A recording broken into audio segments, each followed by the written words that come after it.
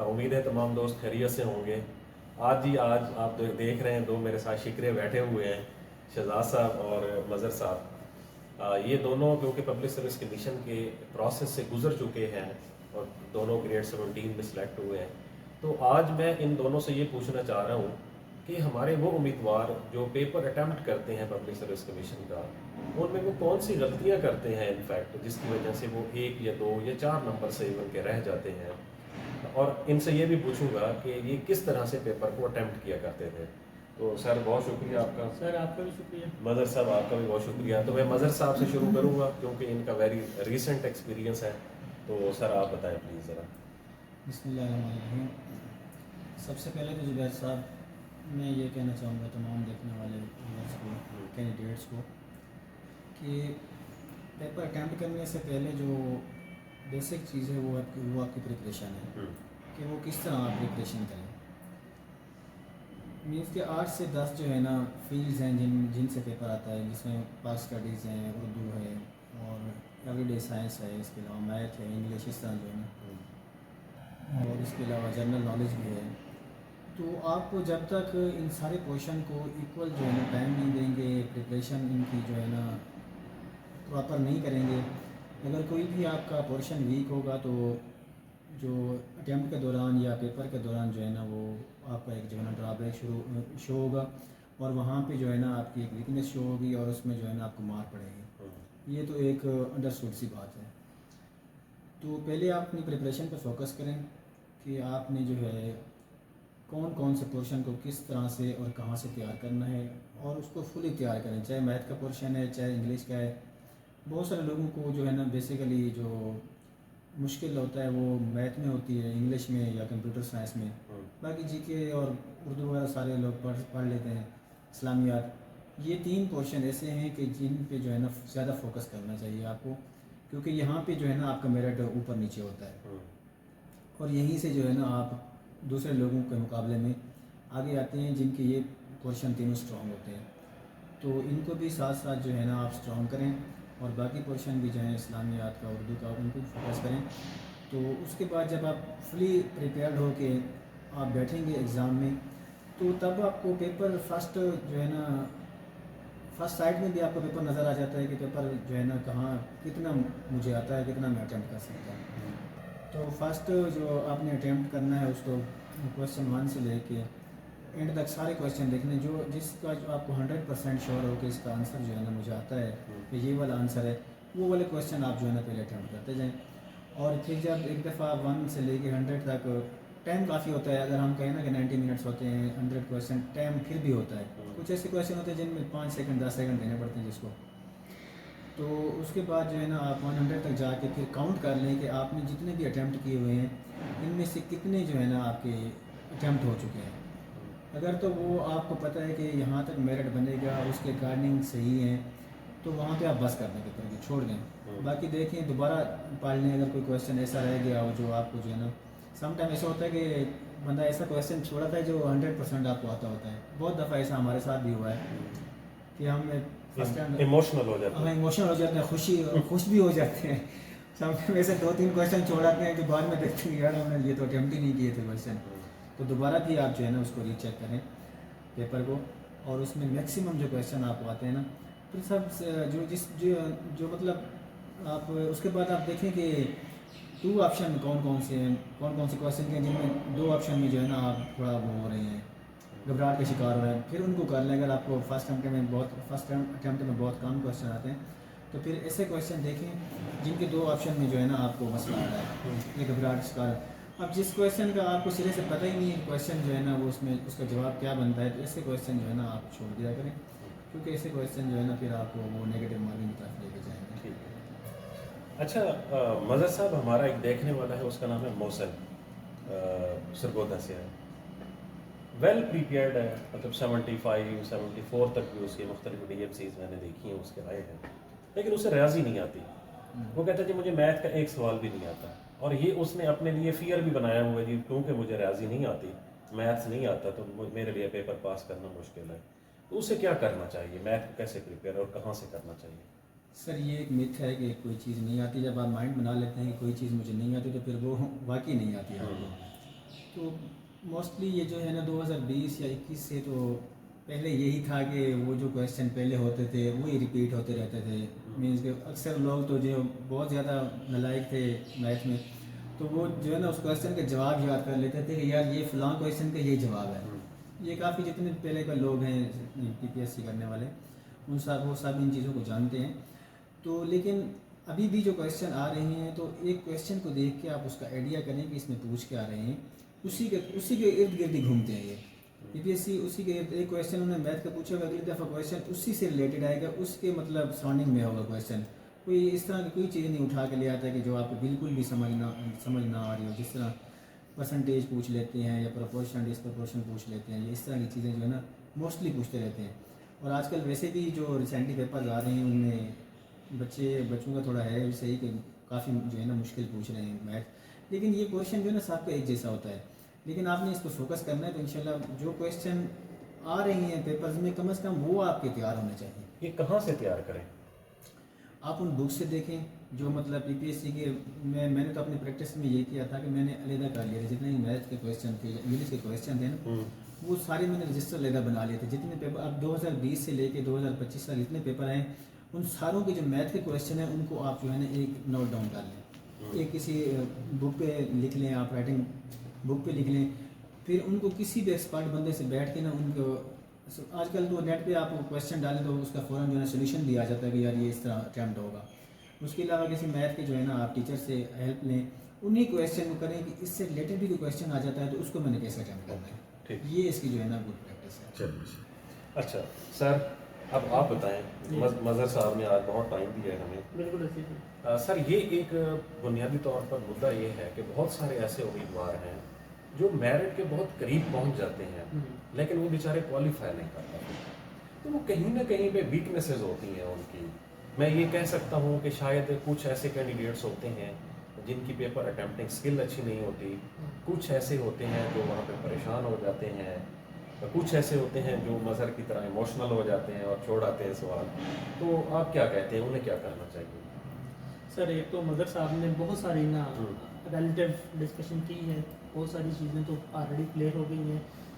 असल में ना अगर हम इसको डिवाइड करें ना कि ये कितनी किस्म के लोग होते हैं जिन्होंने पेपर देना होता है, तो मेरी नज़र में वो 3 किस्म के होते हैं। ओके। एक वो जो वेल प्रिपेयर्ड होते हैं, गुड, जो सीरियस भी होते हैं और उन्होंने पिछले 2, 4, 6 महीने लगा के टिका के तैयारी की होती है।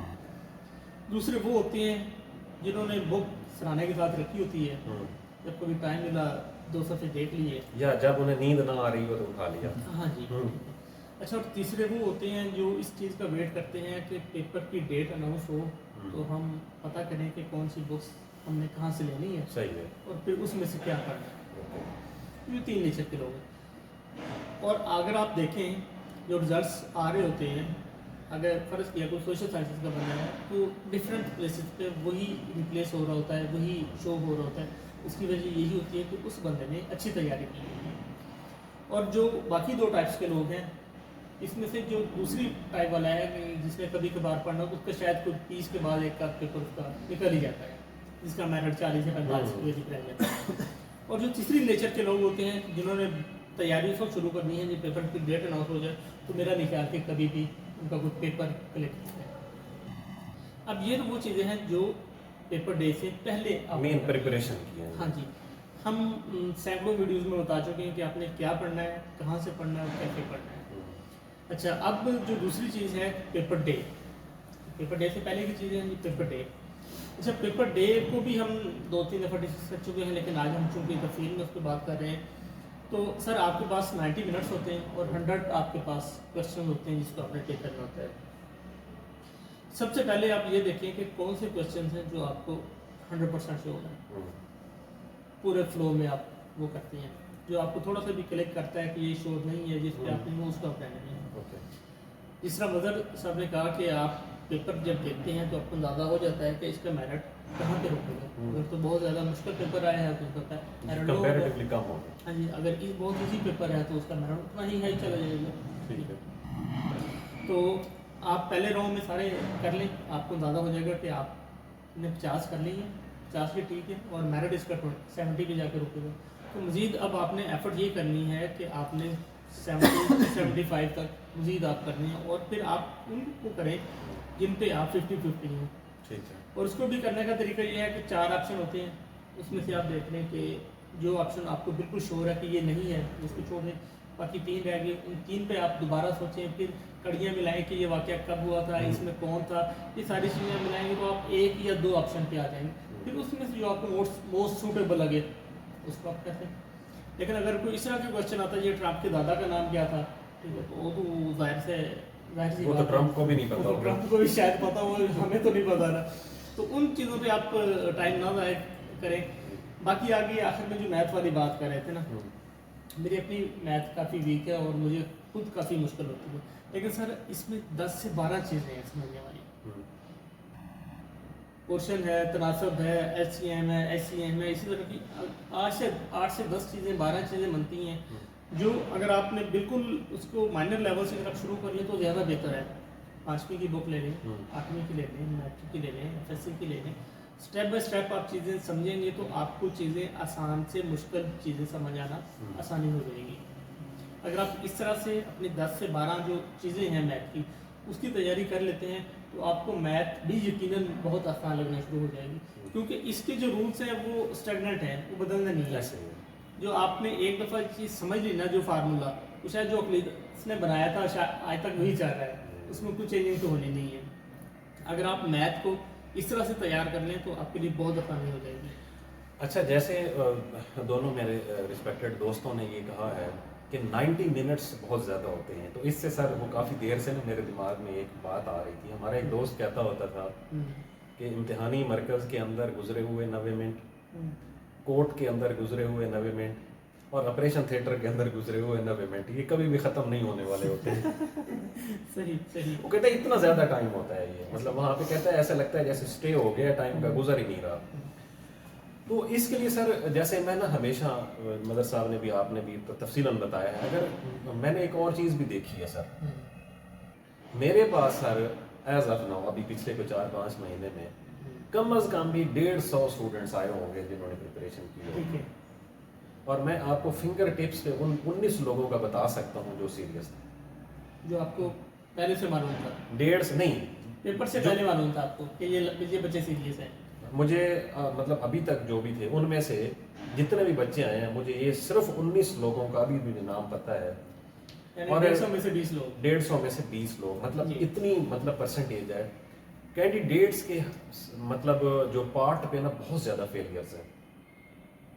मैंने आपने ना मजहर साहब ने सिर्फ ये बताना है कि भाई आपने क्या पढ़ना है, कहाँ से पढ़ना है। मेंटोर के पास कोई इंजेक्शन नहीं है कि वो आपको लगा दे, नंबर 1। नंबर 2, या आपकी जगह पे उसने पेपर नहीं देना, पेपर आपने खुद देना है। वही ज़ुबैर साहब, जब आपकी बहुत अच्छी तैयारी की ना तो मैं आपसे कहता था कि यार कहाँ से तैयारी करनी है, कैसे करनी है, तो आप कहते यार मेरे पास कोई ब्लूटूथ नहीं है डेटा ट्रांसफ़र कर दूँ। और शहजाद साहब ने बहुत अच्छे से इसको जो है ना डिफ़ाइन किया है, और टाइप्स होते हैं स्टूडेंट्स की, मतलब जो पेपर देने जाते हैं।